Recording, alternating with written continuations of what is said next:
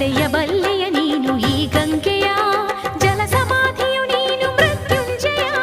ಹೇಗೆ ಪಡೆದೆ ಹರಿವ ಈ ಶಕ್ತಿಯ ಹೆಣ್ಣೆ ಅರಿವೆಯ ನೀನು ಶಿವ ನಿರ್ಣಯ.